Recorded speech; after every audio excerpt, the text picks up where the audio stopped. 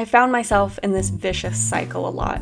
I'll get really inspired by something, a new project, a new skill, a new medium, etc. I get really motivated, gather inspiration, and have an unsatiable need to try this new thing. Naturally, I go to the craft store, splurge on supplies, and do we start with a nice beginner-friendly project? No, of course not. I'm not a noob. Then I get frustrated when I'm not immediately good at it and set it down to never be returned to and move on to the next project. Give a boogie. Can I have? Thank you. Oh, that's a big boogie. Yeah. Today I'm going to confront some of the abandoned, half-finished projects that are lurking here in my studio. I have not made much of an effort to design and put this space together and really organize it since we moved in, so it is chaotic, it is messy, it is cluttered, and it's extremely uninspiring. In an effort to try and cut back on some of the chaos that's already going on in here, I have 3 rules for this challenge. I'm going to make an effort to declutter and organize as we go, hopefully. I am not allowed to spend a single penny. I can only work on and complete projects with all of the tools and supplies that I already have kicking around. And I don't want to start any new projects. Just because I have the supplies for something doesn't mean I want to start something totally from scratch. I am specifically challenging myself to try and finish, abandon, half-done, started and left behind projects. I've thought about this a little bit, but I haven't formally decided what projects we're going to work on today, so let's rummage, shall we?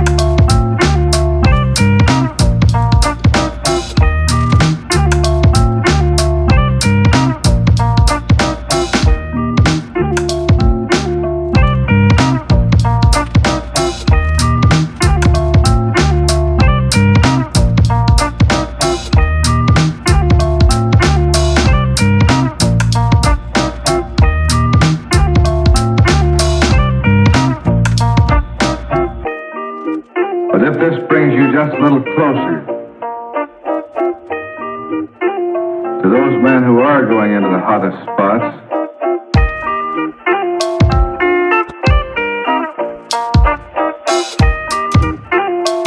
I hope that it will help you to do a better job.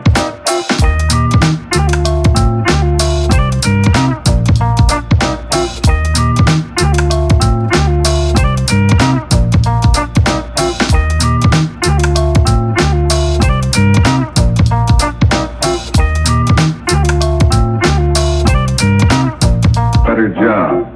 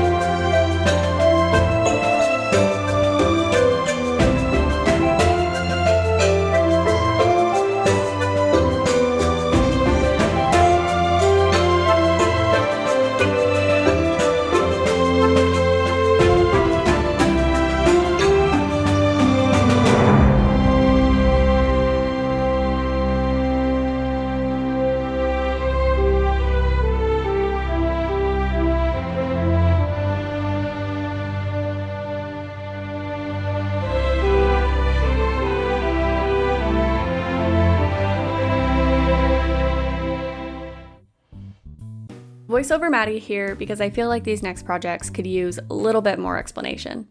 The first one is a diorama of a photo I took while Will and I were in Zion National Park because that's when he proposed to me. I started by painting the sky on the inside of the box first, then I used XPS foam and air dry clay to sculpt the canyon. I gave it a sandstone texture by dabbing on a mixture of baking soda and white gesso, then sealed it with a layer of Mod Podge. Then that's when the project got abandoned. So we are picking it up today with painting. I referenced the photo and picked out 4 main sections, one of which I had pre-painted before sculpting on top of it. The layer in the back is the darkest, and they get lighter as they get closer to create some depth.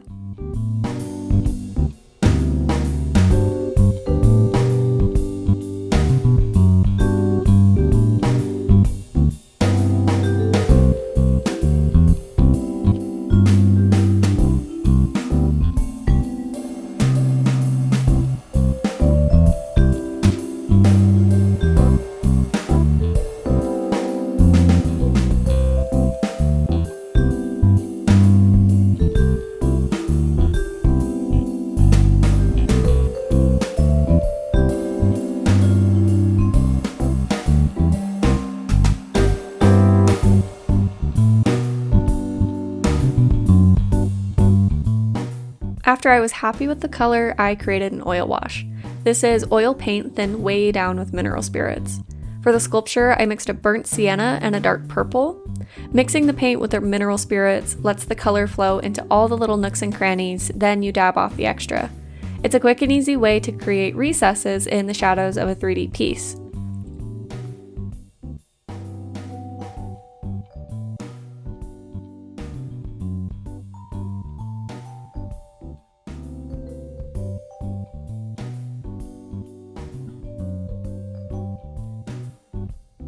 The oil wash takes a while to dry, so this is where I stopped for the day.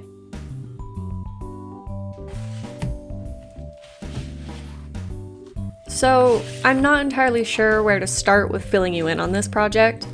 I ordered this thing in a kit from Monkey Boy Productions over 1.5 years ago. He is a DIY monster puppet kit, like a Jim Henson Sesame Street style Muppet. Did they have beginner kits available? Yes. Did I purchase a beginner kit? Absolutely not. Did I start the project and then get frustrated and overwhelmed? You betcha. I had finished the foam skull, which contains the mouth plate and elastics on the inside to help with puppeteering, the body, and one disembodied arm that contains a pocket in the hand for a rod. So I moved this half-finished puppet corpse from house to house several times, and it's finally time to finish the poor thing.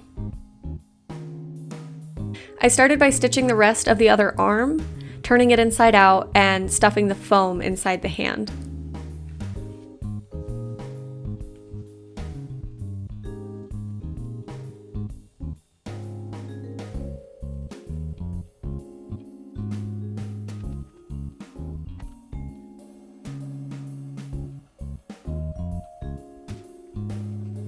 I did not consult the instructions well enough, so I forgot that the arm is supposed to have polyfill in it.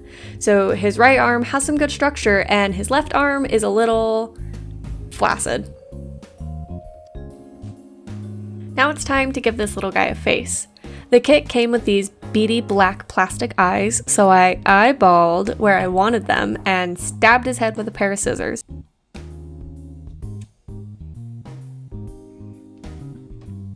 I repeated this for the other eye, trimmed his fur, and now our little creature can see.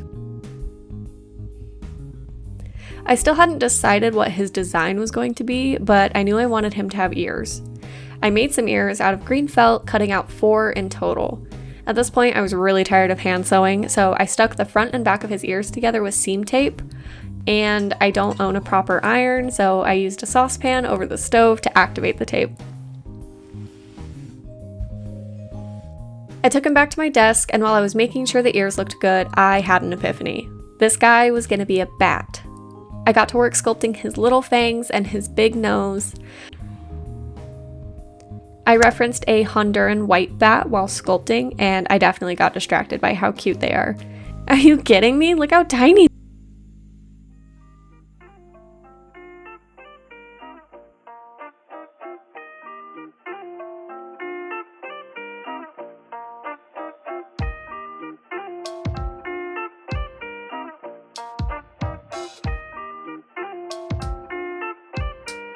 Anyway, I set these aside to dry and started making some wings for him. I folded a piece of dark green fabric into quarters and cut out my wing shape.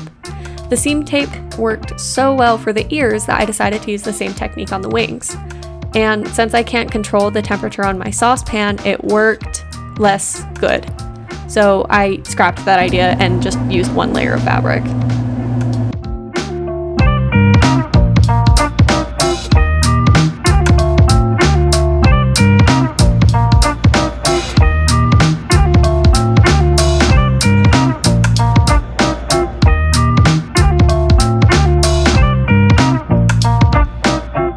Good morning! It is day 2 of trying to finish a bunch of these projects.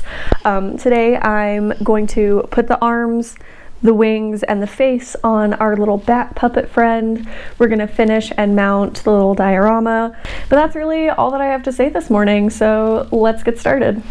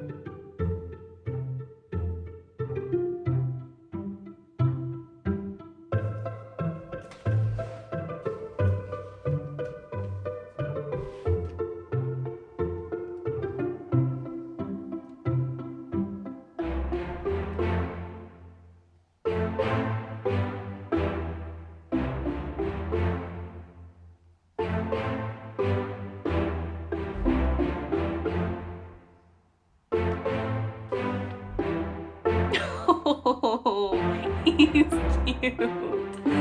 Oh.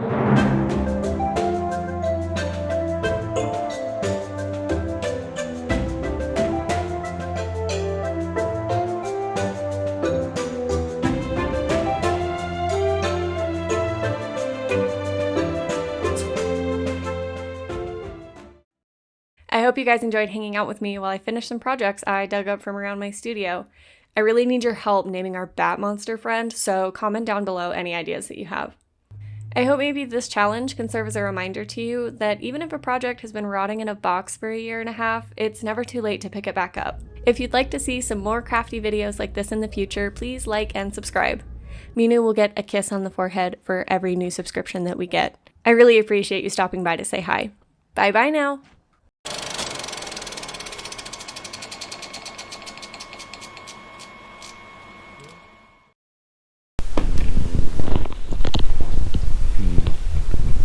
Mm-hmm.